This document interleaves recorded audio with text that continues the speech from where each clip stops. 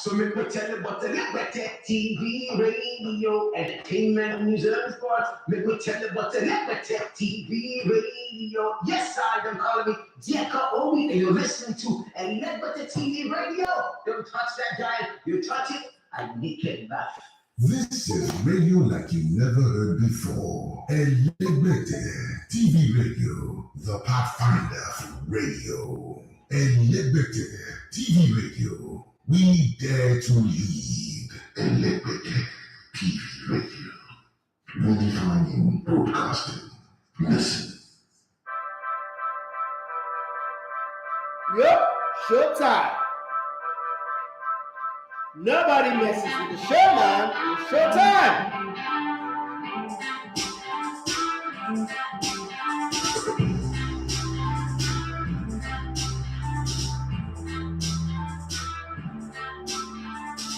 Okay, let's go. I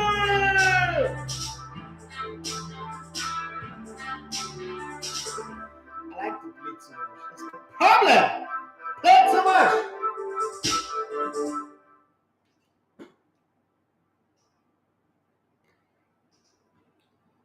All right, good morning and welcome to the Sports Buffet on Elegbete TV Radio. Today is a Friday edition, so it's free for all. I get at that part of the show, the day of the show where you can ask any question, but please ask for giveaway. We're not giving you. Nobody have money to give you. If you have problem, call God. We'll discuss sports and you know that's it. Let's talk. But if you have problem, go to God. Go to your pastor, please. I know I'm not a pastor. I'm just a guy on the street who's trying to hustle. Just an average Joe, okay? I don't have anything to do with solving problem for people right now, but I have something to do with talking sports. So let's have fun talking sports. And all these people, wait a minute. I think I know quite a few lawyers. All these people who just like to send people message that somebody borrowed money from them and blah blah blah. The person is not paying. You should wait. Did I sign a guarantee form for anybody? Because I keep getting these whole messages from different people, and then eventually, please, if it's happening to you, share your experience. Because now I'm feeling like it's just only me that it's happening to. Is it happening to you? Do people send you random people that just send you message that one person is a chronic debtor? Let me just read one for you so that you understand what I'm saying. I get like a ton of those every single day. Okay, this one is good day. Munachisom Shalom Ofwebu. I don't know, with the number 090 is a chronic debtor who has been acting dubious and fraudulent towards repaying an overdue loan to a lending company. Please help notify her to repay today to avoid taking legal actions. Thanks. Picture will be sent for easy go cash. Then they now sent the picture of one person that looks like somebody's acting the wish role in a Nigerian movie. Nigga, please, I don't have that space to deal with this kind of drama right now. I've got too much bills to pay, and I'm not owing you. That's the thing.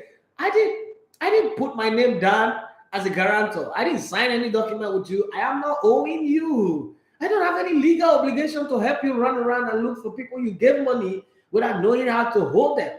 Okay? I'm not a guarantor. That's the reason why I don't. So if I want to take loan from people, I take money from people who can guarantee against me. Like they know me. They know me well enough to give me money and know that I'll pay. I don't go to loan sharks or no. So don't bring those drama to me. Like I said, talk about sports. It's Friday, but Friday is anything goes. You can talk about any other thing apart from sports. So I brought that up. I get that like every day, maybe 6 to 7 of such messages every single day. What I do now? Did I get a WhatsApp for messages? Can somebody send a message that, oh, my name is Femi Otedola. I got your number from Alibaba or from Obasanjo or from Bigate, and I want to send you $50 million, please. I can see the good work you're doing. Send your account number. But if I even get that kind of message, if I'm not going to send my account number, I'll be sure because I also think it's scam. All right. Oh, my name is Edafe Martinez. You love to come with the Elegbete Sports. It's Friday, so you know how it is. This is the Sports Buffet. Let's have some fun. What's the question you want to ask? So somebody sent me, like I've got like 3 questions already. I'm going to do with them as we go. One is about cyber bullying. I don't understand why people bother about cyber bullying. Like I really don't get it. Is it really much of a problem? Cyber bullying, people insulting you on social media, does it really affect you guys? How do you react to it? Because that's the question that somebody sent to me. I'm going to read it as we go. But then the number to send your WhatsApp messages to is 07025000069. And you can also call in on that number 07025000069. Yes, that spirit of speed is beginning to get into me. I'm noticing it lately. Lately, the need for speed is beginning to come. Maybe I'm watching too much movies that have to do with fast cars and the rest of them. So it's beginning to get into me. And then I'm listening to too much rap music because I know that this is when I listen to rap music, I get into this element of rush hour kind of thing. But I like it, okay? But if you guys don't like it, tell me so that I can slow it down. I can come from gear 5 to gear 1. Like we'll take it slow. We do some foreplay. We get nice and slow.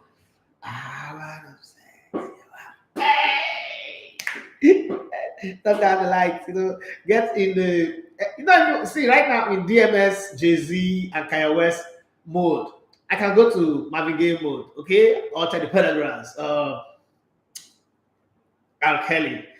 Yeah, not the one in jail, the one that knows how to sing. So anyone you want me to be, it depends on what you want me to be. You guys are the audience. You guys decide how the show goes. But let me read the first one. Hello, my name is Wokoye from Enugu Lolo. Thank you for listening all the way from Enugu. I'm listening on the mobile application, and thank you very much. But I've been trying to get my friends to download, and it's not going through. What happened? But I can still listen with the one that I already have. Well, what happened with that is the fact that some guys tried to hack us down and shut us down. But we quickly saw it or tried to solve it. And you know how it is on the Google platform. Once you get that kind of hack, they take you off first. Okay, they shut you down, stop other people from getting access to you until they fix the problem from the very, very bottom of it. Hacking is part of what happens when you do the online space, because sometimes people just want to do it to test their ability. Like, okay, we can do it. Let's try this one. Let's see how strong, as solid this guy is. Let's take it down. People take delight in doing that, like, oh, that guy that had the app, that were the ones that took him down. So that's the reason. But I went further to say, I have this question that I've been wanting to ask you for a while, because you kind of like, I used to listen to you when I was in Lagos, when I am working in Enugu. You kind of like fit the bill of the kind of guy that does not take nonsense from people. I remember when you were at Brilla FM, when people call in and say trash, you shut them down and you give it hot to them, even though we don't used to like it, but thinking back now, I kind of like it. How do you deal with cyber bullies? Because I've also followed you online, and I see that you don't hold back punches. But then people who have met you one-on-one, I met quite a few of them, and they say you're a very sweet and nice guy. So I need to know, how do you handle all of this? It's not hard. First off, let me tell you, I'm a worry boy. So let me say the pigeon English so that it sinks in. I'm a worry boy, original one. Like, I'm not worry boy that grew up in Airport Road like them, or Okumago Avenue like them Alibaba. So those guys are gentle people. Like them AY, those are gentle people. They grew up in the Ajebota area. I grew up in Iyara. When they brought me back from London, they took me to Edukugu Street. The worst place you can ever go. It's like the favelas of Warri. I grew up, I was in Edukugu Street. From Edukugu Street to SSL Road. From SSL Road to Ukpa Street to Dibu. Right? That's how I grew up. I grew up behind back of a college generator. That's why I grew up. I grew up in the hood where you are taught from infancy to adolescent to whatever. That if somebody punch you, won't give them 5. So next time they won't even imagine it. If their brain lose control and they think of punching, you will not be in their punching range. That's how I was raised. And if there is anything that my mom gave to me that is the best, I don't know, my mom used to say to me, like when I was 7, I came back from the UK when I was 5. So when I was like 7, my mom used to tell me that, because people used to bully me. I was very short, and let's not lie about it. I was very short. I never even thought I'd grow this big. So I was very, very small. And people used to bully me a lot, bro, walk away. And I remember my mom one day, I cried, they beat me, I cried home, and my mom come and said, this your big head. My head used to be very big. I'm wondering why it's smaller. They used to come and tell people, this your big head. God give you for nothing. And then she held my head one day and told me that if anybody does anything to me, I should go close to that and use the front, aim this front of my forehead on their nose. And no matter how strong they will fall. But if they are taller than me, I should bite there. This is my mom. This is my mom raising me on this premise. And, it became very good because sometimes violence is necessary. And see, my mom is that kind of person that takes the Bible. My mom is not educated. She's spiritual, but she takes the Bible literally.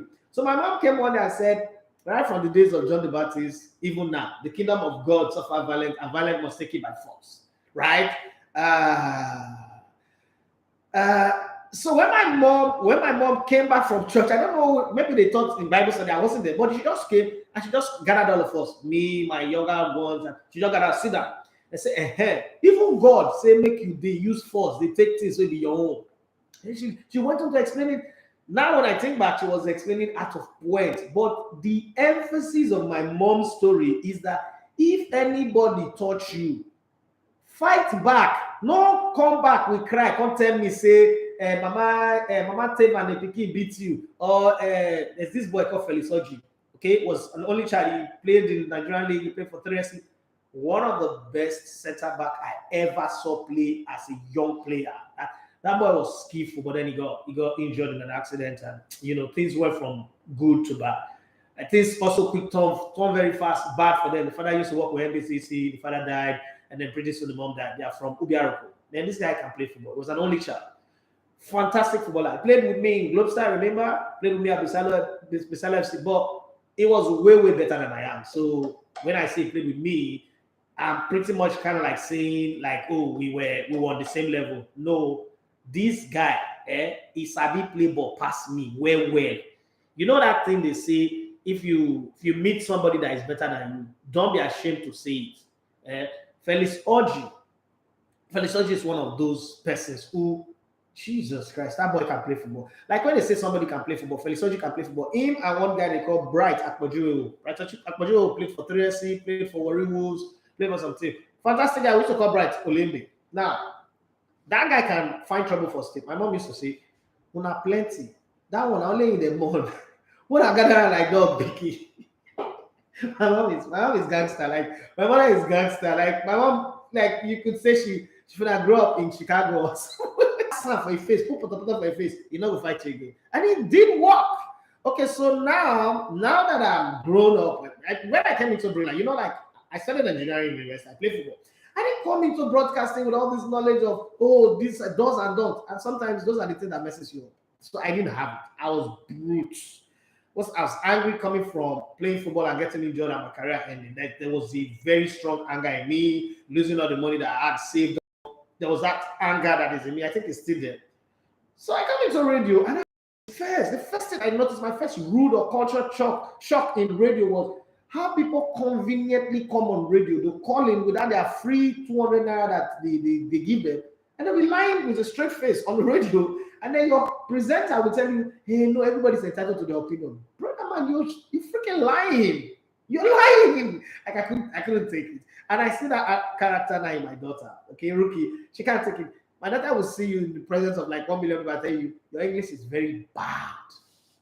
My ear is disgusting when I hear you speak English. Like visitor, I can't say, God, why this? But then I enjoy it. Like I laugh behind the scene, but the person feel embarrassing when they are with us. Okay, so that's how I deal with cyberbullying.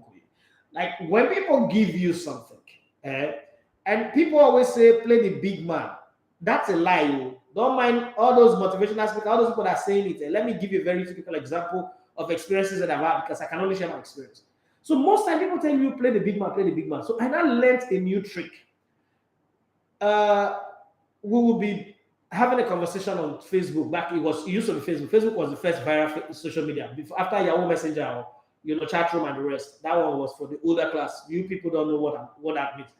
And somebody would insult you, and then you reply, and then one guy out of nowhere when that comes out, "Hey, you're a public figure, you shouldn't say that before I'll calm down." You're like, okay, maybe I'm a public figure, let me calm down. Pretty soon, that became like the normal thing. Somebody will insult you, you try to respond, somebody will come and say, "You're a public figure, you're growing your brand, you shouldn't be doing this." One day I said, you know what? Anybody that says this again, I'll just insult them straight. And then let me see if they can also live by the example of what they're preaching. And so this occasion happened, and one guy called, his name had evangelist, one thing. I say, you're a grown up, you're an adult, you shouldn't do that. I just say, you're a very stupid person. I just typed it, you're a very stupid person. And the guy went berserk, started insulting me. I wonder his insult, and I said, you see how hard it is for you to take. This guy insulted me now. And what happened that I posted the picture of myself and my wife that were not married.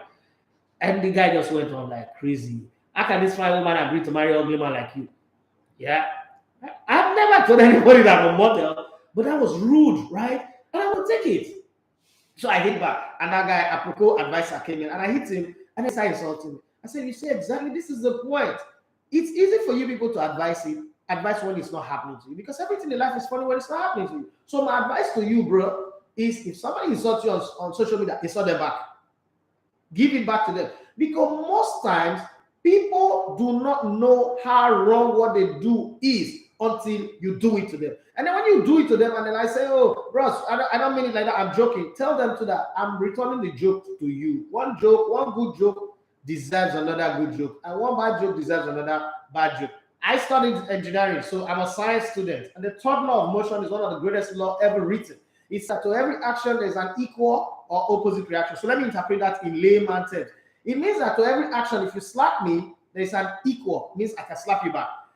Opposite means I can shoot you. So if you don't want any of those things, please, nigga, behave yourself.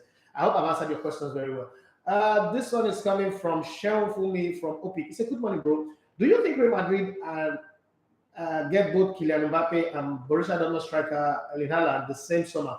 I don't think they can, but I think that Florentino Perez needs an award for the way he's managed this crisis period very, very well. The COVID situation, the Super League and everything. I think it deserves an award for that. But I don't think they can, not because they can't afford this. Mbappe is coming for free. They are not going to spend more than 75 million for Erling Haaland. So plus or minus, let's say 150 million will go, because when you back these days in football, in international football, when you get a player for free, you still give them signing on bonus. For the kind of player and the age of Mbappe, they practically might give him, say, 50 to 100 million, right? But it's going to be spread. It's not going to be paid in lump sum. It's going to be spread. Now, once you do that, Mbappe comes with an entourage, with a baggage that says any club that signs him will give 20 million to his agent, Mino Raiola. Another 20 million to his father, who used to be a Man City player, of Alan. That's 40 million. And then there are some, external bonuses that comes with it. And then Erling Haaland is already asking for 750,000 pounds a week.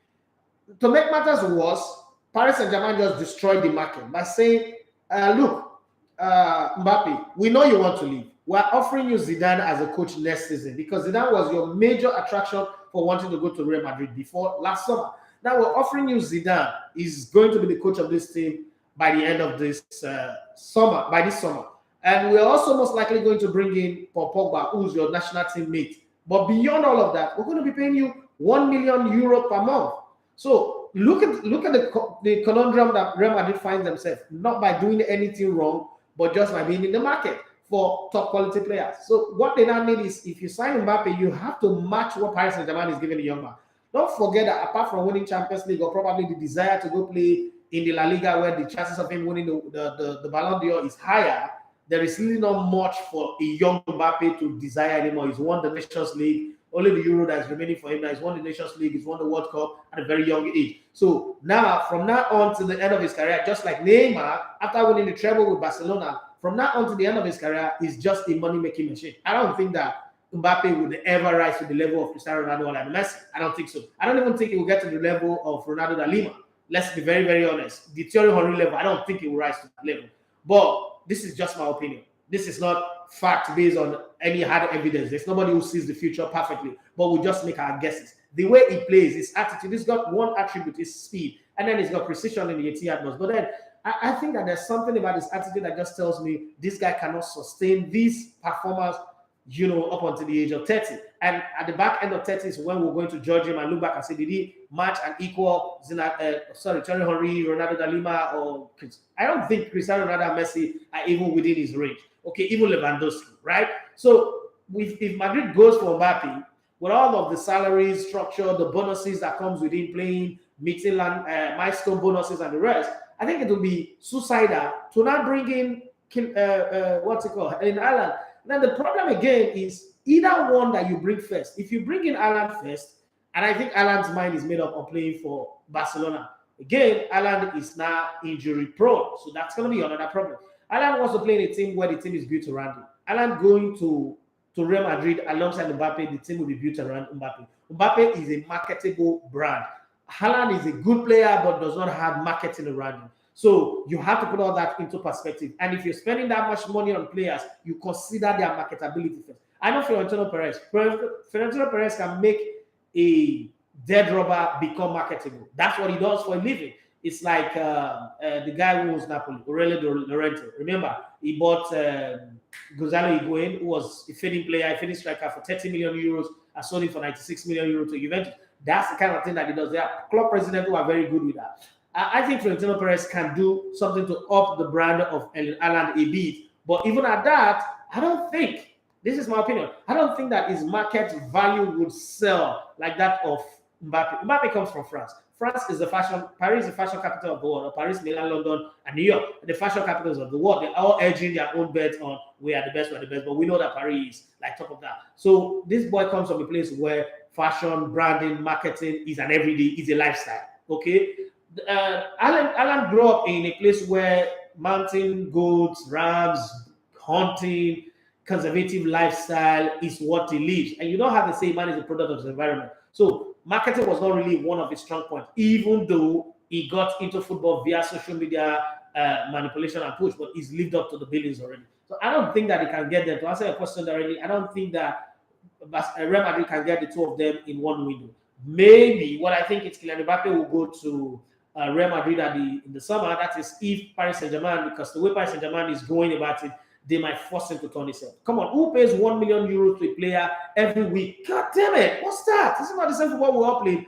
1 million euro to a player means he's going to get 52 million euro per annum minus extra bonuses. Are you kidding me? Are you serious right now? Like seriously serious right now? But that's what he will get. So I don't think Real Madrid have that kind of money to pay. They are fixing their stadium. They're building one of the best stadiums in Europe. They're looking at Sophie in America and they're saying to themselves, we can also do that. Madrid would want to bid for the Olympics one day, and this stadium does look, it's multi-purpose already, does look like something that will be the main event, the main attraction if Madrid is going to host the Olympics. But economically, I don't think Madrid is strong, Spain is strong enough for the Olympics right now. But something that you can put in perspective and say in the next 10 years or so, the economy might change. So that is possible, but I think Haaland will go to Barcelona. Most likely will go to Barcelona. Another thing is what's it called? Manchester City. But if you look at Manchester City carefully, you'll notice that Pep Guardiola invented football in his own way. He's reinvented football. Remember 11 years ago, Pep Guardiola said something in the press conference. You know, they threw up this question to him and said, why is he buying more midfielder into his team? And he said if he had his way, he will cram 15 midfielders into a football match. That he would rather have midfielders who can move and play the ball than have strikers.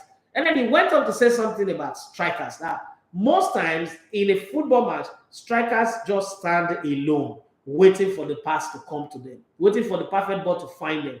Why not putting players who know how to take the ball, who can move, who can exchange passes and switch position, that the opposition will be confused about that? When he said it 11 years ago, it didn't make sense. Like, what's this man saying? Was it because he was a midfielder in his day? Like, he wants to, make everybody midfielders. But now looking at the way he plays, João Cancelo is a fullback, but he's a fullback that's, snake and dive into becoming a midfielder when he wants to.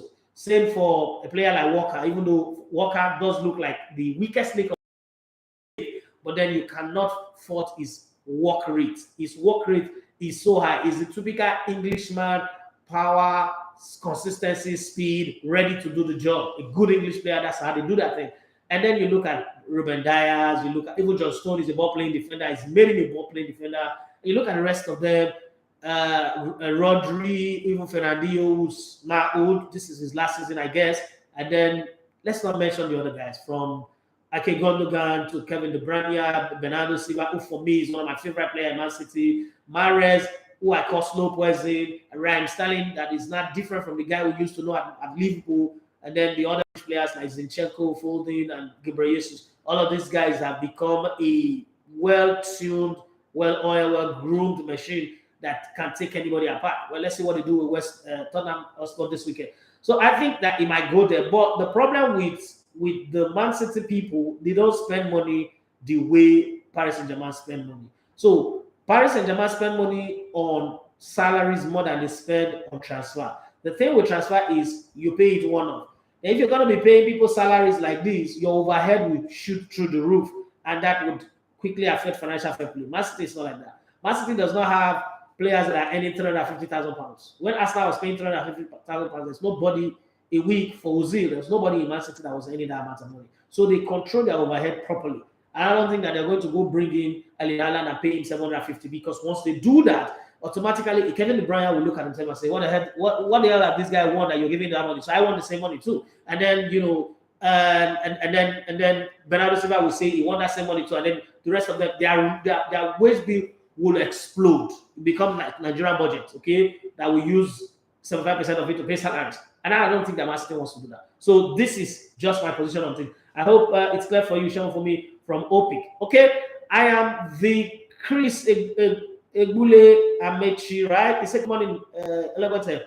Enjoying your show as always in Dubai. Between Eduke and Iwobi, what will be your advice to Iguavo and Amunike, or both players, to play on the 10 role for Super Eagles? Okay, so first off, I don't think that Alex Iwobi is the number 10 we want. If we're going to play Alex Iwobi in the number 10 role, we need two pivots playing in front of the center back, because Alex Iwobi now this is not disrespect to him, but Alex Iwobi does not have maturity in his game. He easily loses the ball, and I'm not blaming him. I'm not faulting him for the red card he got against Tunisia. I think that's like one of the saddest red card anybody would have ever gotten in his entire career. So I'm not faulting him for that. But what I'm saying is, he's not the kind of guy I want to put in my number 10. If I'm playing football, I'm in a team, and Alex Iwobi is my number 10, I will not make any wrong, because I know that I will not get the passes. Alex Iwobi only do short passes, and I'm playing as a wide man. The team that Iguavo is building, their strength is in the wide areas. So playing in there is zero. I don't think Alex Iwobi will not even start if I was the coach of the team. If he makes the team, he's locked. Like, I don't have any. If all the players are complete, Carry table is available, everybody. Unfortunately, Nigeria really do not have any player who can stretch the ball. That's why I'm hammering all the time that Wilfred didn't need to add range of passes like Sonolise said to his game. I'm not saying he should become Sonolise, because there's only one Sonolise in the world, the greatest ever player to ever play for the Super Eagles all time. You can argue that anywhere, but I'll give you facts to back my position up. There is not a player like bring Messi. You show Messi, nobody can even show me a clip of him playing for the Super Eagles of Nigeria. So Messi is a meat like Tonda Balogun. As far as I'm concerned, Messi is a meat. The only thing we know about Messi is the negatives. There's nothing like football that we can argue, you can discuss with me about Messi. So I don't even want to listen to that. Aaron was a fantastic guy. Moses Parkball, no consistency because of injury. Name anybody, the greatest all-time player to play for the Super Eagles, all-time, all across all positions, is Sonolise. Flawless, blameless, faultless, incredible player. So I'm not saying that Wilfred Ndidi should be like that player, because the Dutch team have never gotten another Van Basten. It's only Brazil that keep reinventing players that remind you of Pele, Zico, Garrincha, Falcao, Socrates, and the rest of them, and they still excel in their own right. We don't have that, okay? So, but if you can add a little to it, it'll be fine. I still would prefer Joe Aribo. I saw him play last night, and I think I enjoyed this game, okay? The game against Borussia Dortmund. I think I enjoyed this game, that 4-2 game. But not just on the strength of that, okay? So I saw him at the Nations Cup, not really 100% of what I expected. Eduke, my problem with Eduke is, Eduke reminds me of everything that I hated about Austin J.J. Okocha. And I know that this pisses people off when I say it. To me, it's one of the worst players I ever played. I ever wore the green, white, green. And this is where people will hate me for it. Well, calm down. This is my opinion. Man, you might not like it. You can give me your own facts. But think about this for a minute. Sonolise was a defensive midfielder. Didn't have the license to cross the center of the field half the time, or 70% of the time he played for the national team. For the 9 years he played in the national team, 9 years. For the 9 years he played in the national team, 1993 to 2000, late 1993 to 2002, the Mali Nations Cup, where he was forcefully ejected from the national team. He had more assists than Okocha, whose only job is to hold up play and create chances for other people. He created more, he provided more assists and goal scoring opportunities than Okocha. And then he was the greatest checkpoint player we ever had in the history of the Super Eagles. So that puts my argument to the rest. If you have a fact that can counter it, fine. I don't want to insult on that. So Eduke reminds me, because he holds on to the ball for too long and he doesn't know how to pick a pass. If you want to send, the first thing you'll be judged with is how you pick a pass. Especially in today's era where even the dribbling and the razzmatazz does not even need any conversation anymore. So when you bring that to the table, I'm going to say that Alex Iwobi and Eduke, my brother, none of them will make my team. Rather, I'll rather go and look for the Nigerian league, and that's strange. But I'll go and look in the Nigerian league. I look at players very, very hungry who might just give me one competition, who might just give me one season performance, one competition performance like Sunday Uber, and I don't even get a career again. Then put those two, because if you put those two, you're putting players that you're hoping would deliver, but at the end of the day, they fail you. And I don't think that's one thing I want to do. I could bring in Educate towards the end of the game to help us win free kick, to help us, put the opposition after you've run them down with Osimeta or Sadiq Umar, who's improving by the day. But I don't think I want to put the destiny of my team in the hands of an Educate. That's not even his role in the first place, so I wouldn't do that. Which other comment am I missing now? Chooks 9000 said, Elegbete, you are only spitting pure fact. Thank you very much for that. I appreciate that. Did that 2020 say, but only say it's no internationally compared to, I don't know what you're saying. It's not about knowing people. It's not known internationally compared to Olise. You don't know him. Just say you don't know him. Olise played all his football in Europe. If it's not known internationally, he played for all of the teams that he played for. He played for Ajax, one league, played for Juventus, played for all the places that he went to. At this place, Kovo, your metrics of people being known internationally is different from what being known is all about. I must tell you. Outside the country, mention Okocha name. You don't use a get visa before. You don't travel anywhere. You mention Okocha, they can't give you passport. I don't know. Just like Messi and Ronaldo, you can be. Wait. You can't be the greatest in football and not well known globally. It's impossible. Olise works with FIFA, right? Olise has been working with FIFA for God knows how long. You think they don't know you? They put you there. Miss your early morning radio analysis. The ones now to do justice at all. That's your opinion anyway. I love the one that I'm doing right now and I enjoy it. So if he doesn't do justice, that's your own opinion. Johnny Gafar, he said in summary, Aribo will have 1 year remaining on his contract. He has been linked with a lot of Premier League teams. It's likely Rangers will have to sell. Who would you like to see him join? I think I answered this question yesterday and I said Aston Villa. The reason why I said Aston Villa is because if he's going to go to England, Aston Villa will be good for him because of Steven Gerrard. And I think that Steven Gerrard looks like a coach that is progressing upwardly. If he goes with Steven Gerrard, he might have the opportunity to also go with him to another club eventually because they would have worked together for long. Now Steven Gerrard will know how to integrate him well into his team. But then, unfortunately, where he plays right now is where Felipe Coutinho is playing for Aston Villa, but it's a loan. So if he comes in, they might ease Coutinho out if they don't keep him for the next season, and then Aribo will take that position. That would be a good place to go. Another place is Frank Lampard's Everton. I think that's a team where he can also pick Jesse. But my problem with Frank Lampard's Everton is I don't want a cluster of Nigerian players like we have at Watford in one team because then that affects the invitation of players by the national team coaches, and we start having this argument of give us one and then take one and all those things. I don't think that would happen. But I would jolly well advise him to go to Aston Villa. If he doesn't go to Aston Villa, I think it's the kind of player that, technique-wise, okay, he's not a player that keeps the ball to himself for too long. He gets the ball, passes it. White Romford Pele, like what's it called now? The former Arsenal player. Ooh. It was on Talk Sports this morning. I've forgotten his name. Okay, Ray Palo. Okay, those kind of players can fit into a lot of teams and do very well. I think that he should go to Aston Villa, knowing that it's worked with Steven Gerrard before, will be fine. Amjad Abdullah say, good morning, boss. After Pep era in Manchester City, what would become the club? Do you think the club will still dominate as it is now? It's going to be very hard, but there are coaches that could still come in. Don't forget that Luis Enrique is somewhere, the coach of the Spanish national team, and that's a guy that can easily follow the act of Pep Guardiola. But what would happen is the fact that he would have to let these players go and then bring his own kind of player. It's going to be hard to follow Pep Guardiola toe-to-toe, performance to performance, intensity for intensity. Pep Guardiola does not know when it is enough. Like, oh, we have scored enough, we have won enough, let's take it easy. Pep Guardiola does not know that. Pep Guardiola wants to win every single game, and he's not even comfortable. He's not even happy. He's the kind of guy that he likes to coach. Pep Guardiola likes to coach. He coaches so much that sometimes he coaches the opposition players. I've seen that. Southampton versus Man City, he was coaching Rondon.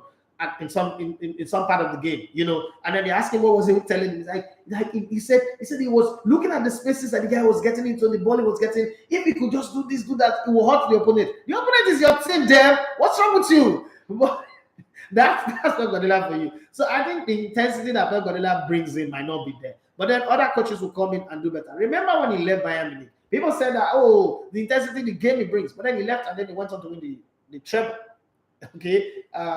It was on my history that came in and then he won the treble. So sometimes you just might be saying, if he leaves, the team will not do well. And somebody else comes in and just do little and achieve more. You know how to me that Kolo will say simplicity is the best form of complex. Sometimes you need to be as complex as Pep Guardiola. Sometimes you just need to be as simple, as easygoing as Arsene Wenger. You could still win. You could still win title. And then sometimes you need to be crazy, hard metal, intense like Jurgen Klopp to win something. It's different. It differs. Okay, but I think when the time comes, when they change the coaches and they bring in another coach, that person would now give us his own marker. We can't judge the coach that have not been employed by the standards of Pep Guardiola that is still on the job. And Pep Guardiola has not announced to us that he's leaving anytime soon. Chooks 9000, they say, where do you see Arsenal finishing? This is top 4 guaranteed. Like top 4, I can use my whole studio to bet for that. It's top 4. Arsenal will make top 4. Okay, Ijima, he said, "Level 1 of sports." I agree to too. CC Armstrong Douglas, my sister, how you doing? They say, hey brother, how you doing? Love you, brother, love you too. I'm so proud of you. I know mommy is smiling from heaven. Yes, thank you very much. Don't make me cry. You know I cry a lot, right? So don't make me. Nah. I'm not living here. Okay, so let me see what we got here. Have you ever come in contact or interview Okocha before? Yes, I have. Okocha is the executive producer of my podcast, in case you don't know.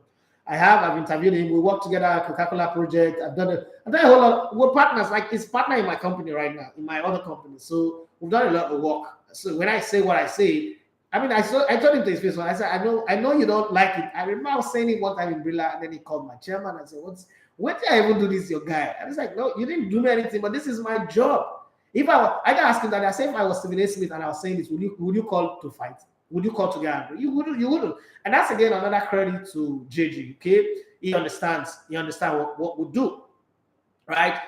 Professional. He understands that. But you see, it is written. It's not like I don't give him his flower. I do. Pretty soon we will have him on my podcast. The podcast is still cooking. We'll have him on my podcast and we'll have this conversation. And I'll raise it right face to face, eyeball to eyeball with him. And when you guys watch it, you would see it. The truth of the matter is, you cannot put Olise here and put Okocha here, and a right-thinking person will pick Okocha ahead of Olise. It's not possible. Even though they don't play exactly the same position, but if you have a chance to pick only one, anybody who knows football will pick Olise way before thinking of Okocha. If you want somebody to entertain the crowd, well, you want Okocha, but if you want to win titles, you go with Sandro Olise.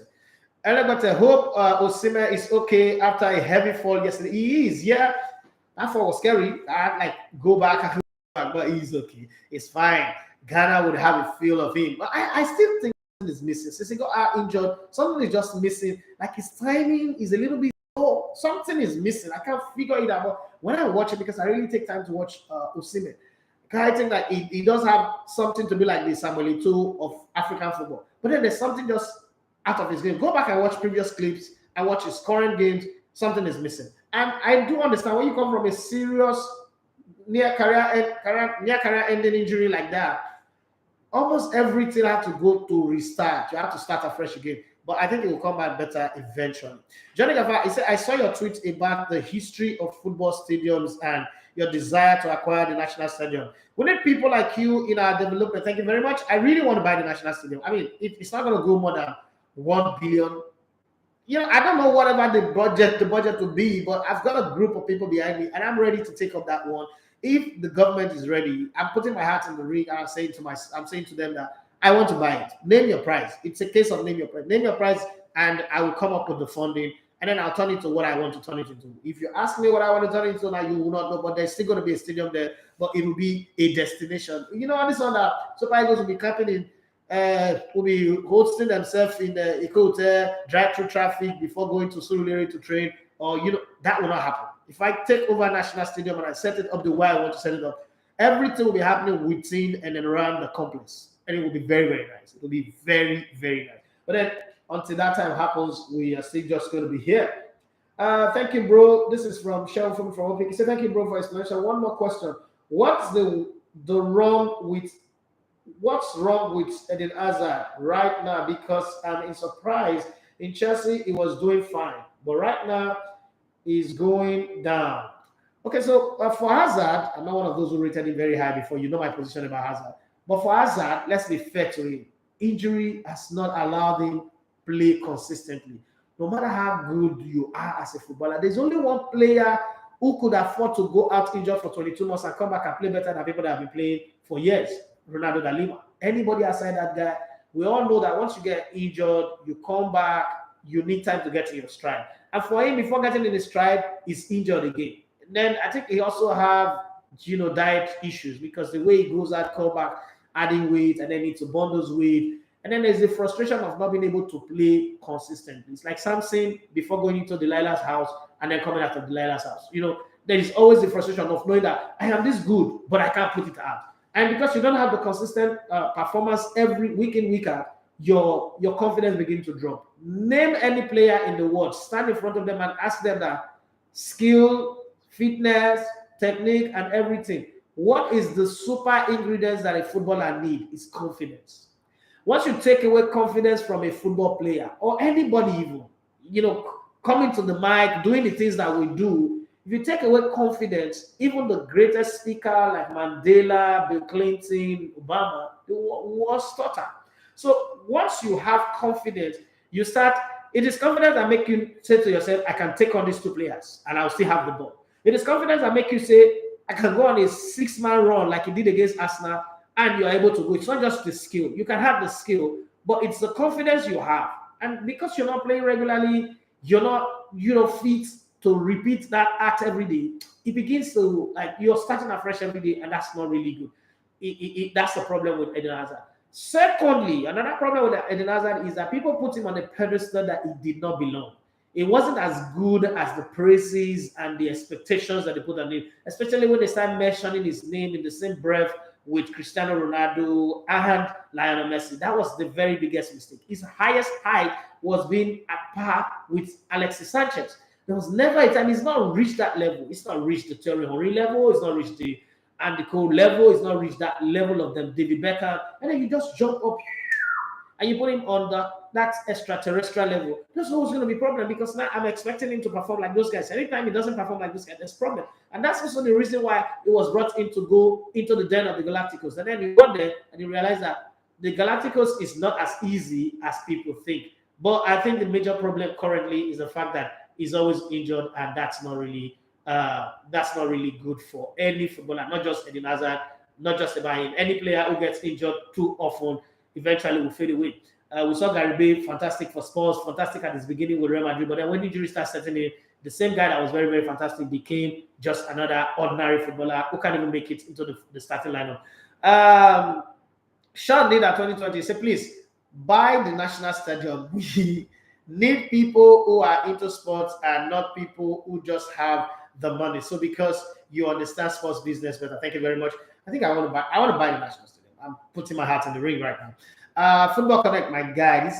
This guy is doing incredible things in the UK. Follow this handle, and you will not regret. You would come back to thank me for making you follow this guy. And then Footballer Connect NG actually introduced me to a guy who was turned out to become my business partner, Alex Akonde. Fantastic guy. We did one meet at. That's the only time I went to Yaba Left. The only time I went to Yaba Left. Not for madness anyway, but it was me going to share my crazy idea about football, sports insurance, grassroots, and the rest. And it was a nice meet, and that meeting had given me a lifetime friend, a friend and a brother. Thank you very much, Amos, for making that happen. He said, very true. Some weeks or months away from the pitch is a problem for footballers. No matter how good you are, you have to play all the time, and that boosts confidence. God bless you, bro. That's somebody who also understands the game. Listen, even this job that we do, when you go away for some time, you might be convinced in your heart that you're very good, but you come back and then you just notice that you're not in the zone again. There's this thing in basketball when they see you in your zone. People like them, Steph Curry, then LeBron James, Michael Jordan, Charles Barkley, one of my all-time greatest basketball player, Magic Johnson. Okay, when you are in that place where Kobe Bryant Well, even with your eyes closed, you can do these things. It's because you're in your zone. You're practicing so much and you're working so much that your body now understands that if you that your reflex is muscle memory, or your body begin to act in autopilot. Even when you don't think it, you see those things that Ronaldo do, he will look this side and give a pass accurately to this side. It's because he's been doing it over time. If you keep going out injured, he will come back and do that thing and the ball will not go. You're like, he's spoiling the ball. No, he's not spoiling the ball. There's no more confidence. So now he needs to look you eyeball to eyeball, pass the ball, take time, control the ball. All those players you see, you give them one long ball, they don't even control it, they just pass it. Bernardo Silva, David Silva back in the day. It's confidence. They are in the zone. Says Fabregas. Those guys, they're in their zone. Or scores. Nobody does it better. And Repello. But once you start getting injured, your autopilot now goes off. You get out of the zone. You become like a beginner again. And that's the problem that Eden Hazard is facing. I feel for him.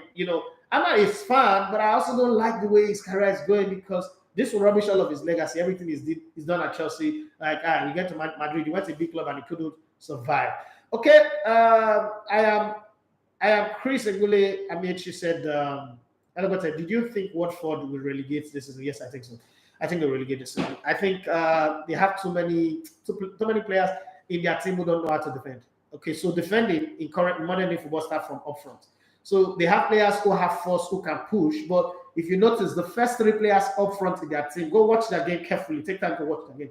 They don't defend at all. So the weight of the push is like flood coming in. The best way to break a flood is not to just build defense. You first start by putting small breakage, small blocks to break the heavy weight of the flow. Because if you just put a fence in front of it, that flow will still come and hit it hard. So then you now create a diversion. That's what Man City are very good at doing. Man City will not allow you get into your kinetic flow. Will not allow you to get into that your energy where you cannot hurt them. They will disrupt you beat and pace. When Mauricio Pochettino was at Chelsea, was at Tottenham Hotspur, that was also his best tactics. His tactics is to make sure they commit far in your half.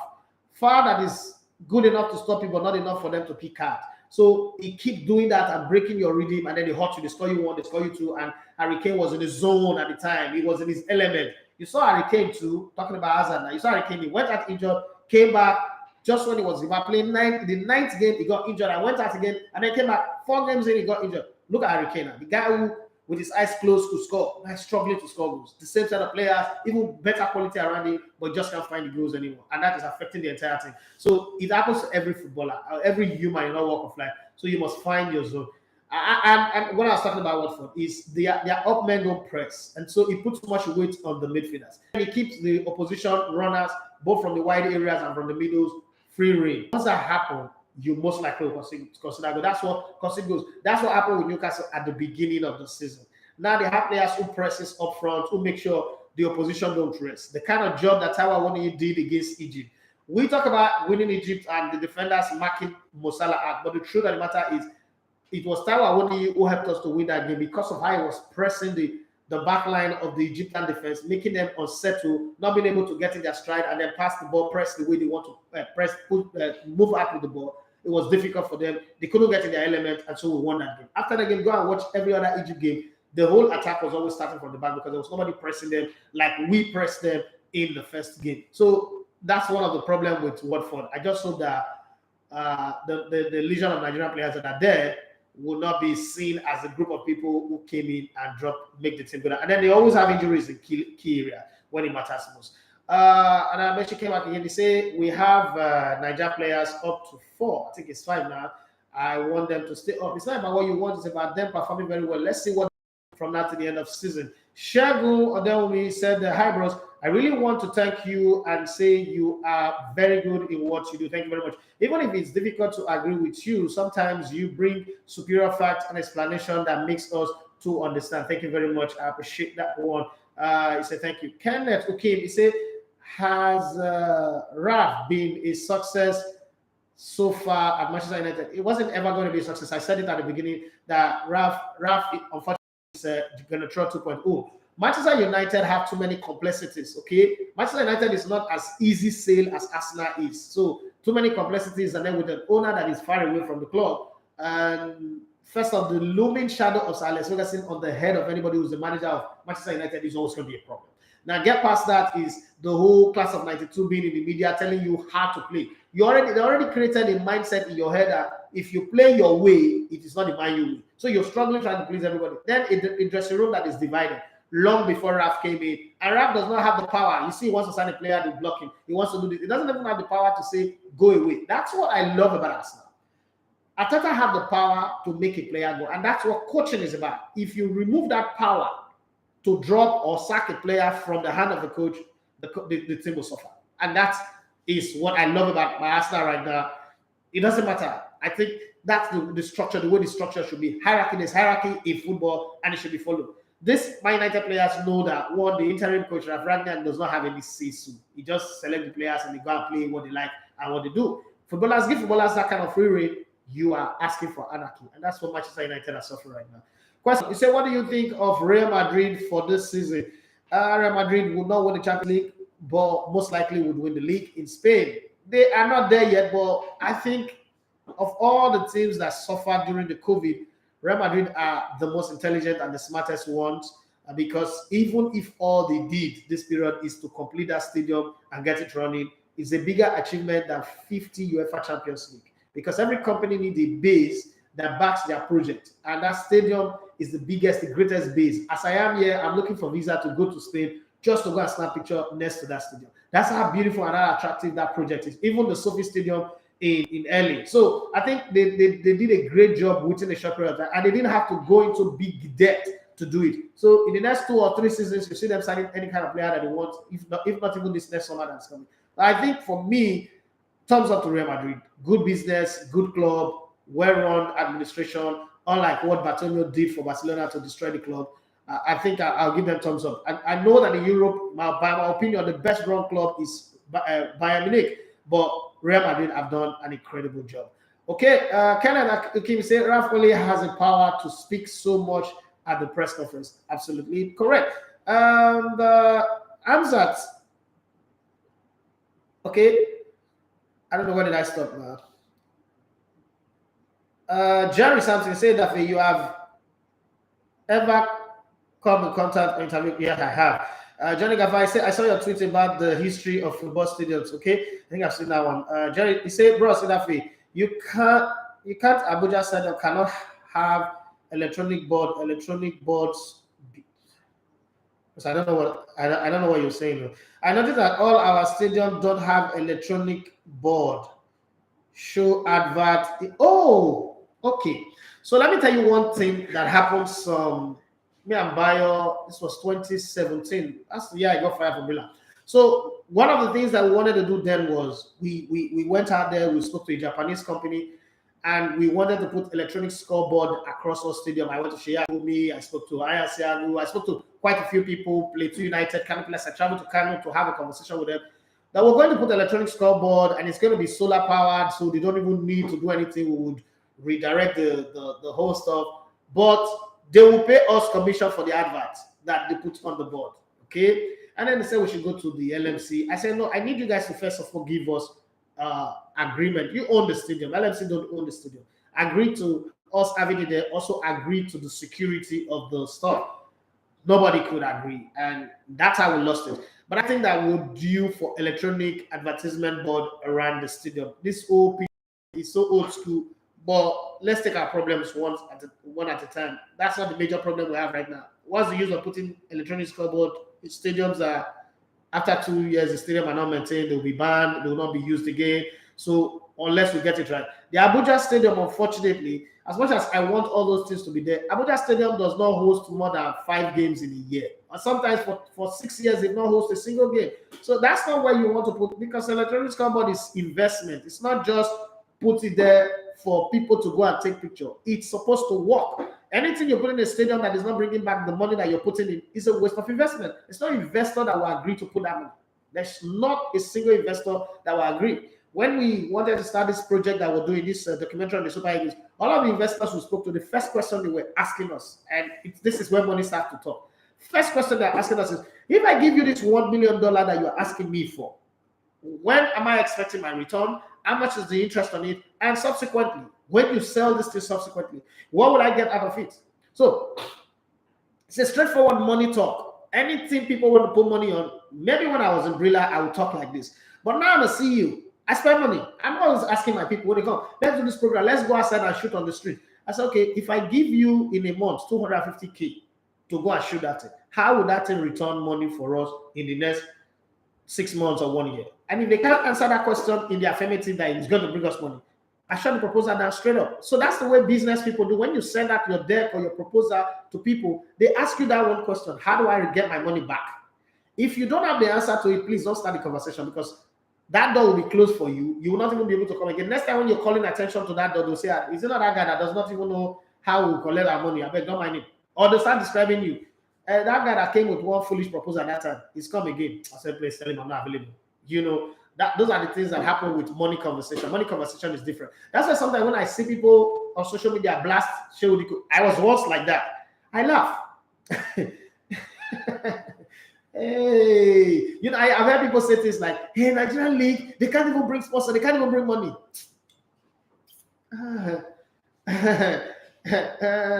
Let's not even go there.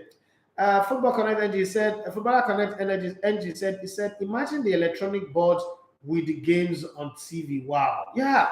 See, we think about all these things every day. It's just that the clubs, and I'm not holding brief for the LMC, but I'm saying this clearly, that the clubs are just demonic in their operations. That's why I'm praying for Remo Stars to be successful with the project that they are doing.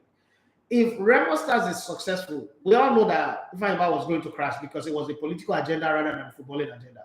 But from the knowledge that Kylian Mbappe have with Ferenci in Portugal, I think it's going to do well with that. If that works well in the next 10 years, I think it will be the turning point. And then with this Sporting Lagos, you know, those guys have fintech money to back them.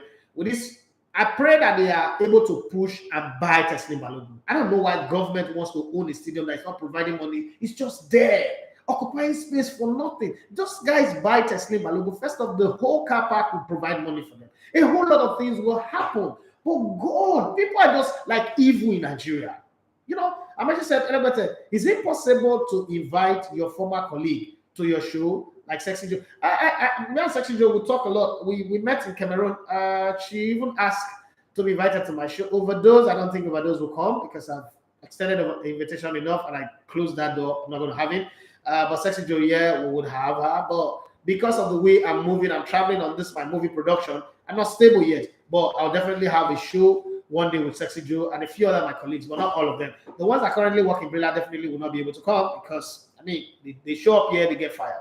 That's just the way it will be. Footballer Connect Energy said Remo will be successful. I pray most of this government hands of the clubs and then invite private partnership. I think what will happen eventually is if clubs like Remo, Sporting Lagos, Ikorodu City, all of those clubs begins to grow and find their way. That's why I'm praying MFN does not get relegated as well.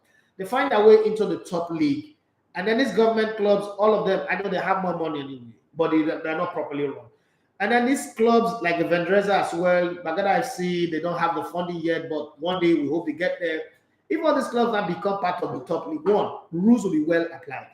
Government club, you can't apply rules. When people blame LMC, Shewudiko, and the people, I don't laugh. You don't understand how the system works. The kind of thing, the hostage that our football is being on is more than kidnappers on Aushi Express Road.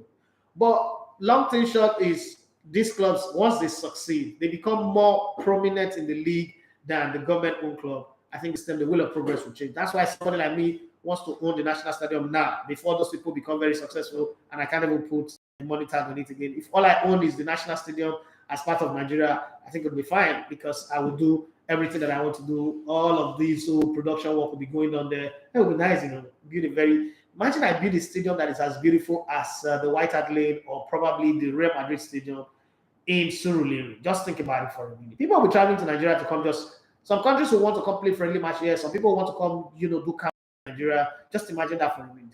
But what about Kingsley? He there is in the US. He's doing well. We talk like every single day. Your guy is still on media. No, he's no longer doing media. When you go to the US, you go walk. You go walk, you go hustle because the bills they come very fast, thick and fast. Murphy's in the US, Sean Amadi's in the US, Kingsley there is in the US. Those guys are doing well. Silas, you say, I have a question. How do clubs in Nigeria make money, please? They don't make money. They just steal money. They just waste money. They don't make money. But time is going to come when they'll be making money anyway. Boss, during your days in Brilla, your colleagues then, who would you have on your team as partner or shareholder? You have to have money. This is my company now. You have to have money to be my a partner or shareholder. I don't think there's anybody. This is not disrespect, but I don't think there's anybody on this level right now. But I would have loved to work with quite a lot of people, Kisley Dem, Ofijemba. But what I do right now, this is not me being arrogant. What I do right now, I don't think they have the money to come in to step up. I don't think there's not anybody in my former colleagues that can jolly well come in and say, I can put in $500,000 into your project right now. And that's the kind of partnership that I can take. That's the minimum partnership. So they are also, they grow and we meet at somewhere. Why not? Partnership is the best thing to do. Now you think I want to carry the weight of this work alone? It's hard, If I get that money, I get people to come in. But I mean, at the beginning when we started, when I was pitching to people were not listening. Right now where we are, anybody wants to come in and say, oh, I want to be a partner in this project. What are you doing? Maybe carry your $500,000 for hand. If you don't get them, stay your house. Because look at the economy. You give somebody 10 million and what does it do? Nothing. Which equipment are we going to buy? What are we going to do? You need to bring in money that will move us to a permanent side, that would start us going. We'll start putting out content like on a daily basis. If you can't be that person, there's no need to come and be part of the problem because there's already problem. You don't want to become part of the problem, but you want to be part of the solution.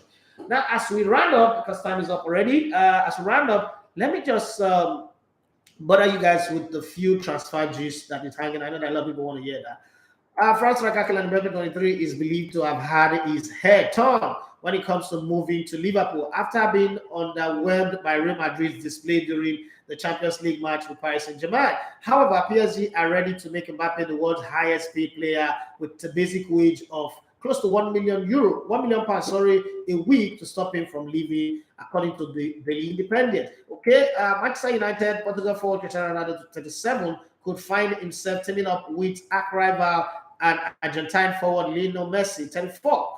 This is at Paris Saint-Germain. That would be nice, but two lazy players up front for Paris Saint-Germain. Who will be running? Who will be walking? God, I beg. Real Madrid are lining up a summer move to bring Arsenal's 24-year-old Scottish left back Kieran Tierney to the club. Please, Arsenal, if they bring good money, collect. But if they don't bring good money, ignore them. Manchester City are closing in on signing Brazilian winger Savio from Atletico Mineiro with medical tests not booked for the 17-year-old. Man City are not buying young players. That's good. West Ham and England midfielder Declan Rice 23 has seen his hope of joining Chelsea hit after Thomas Tuchel decided to integrate English midfielder Conor Gallagher 22 into the Blues' first team next season.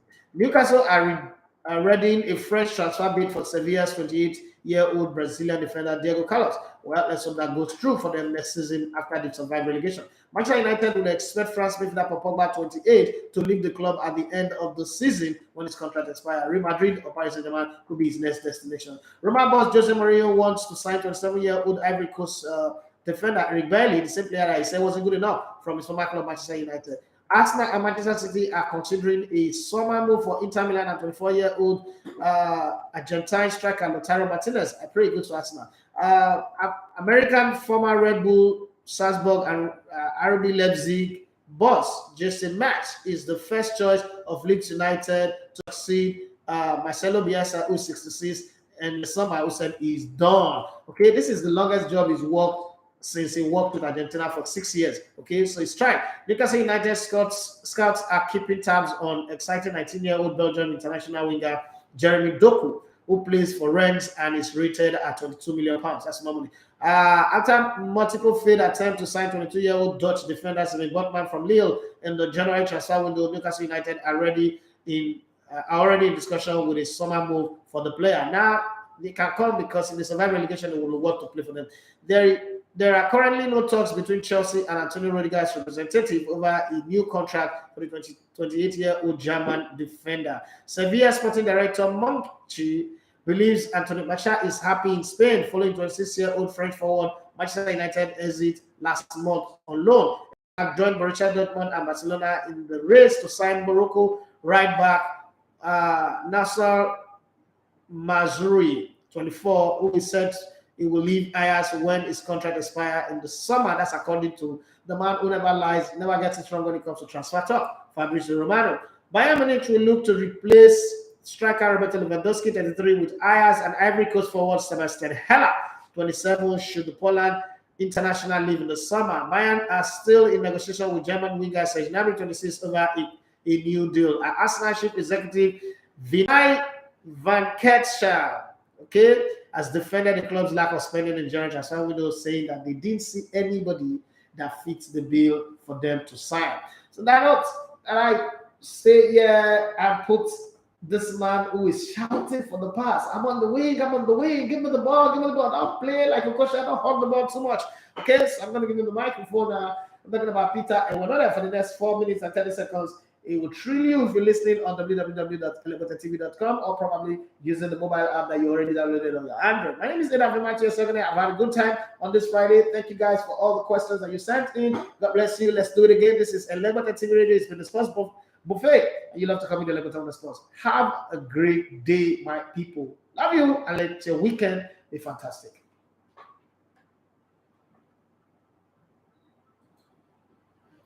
Radio,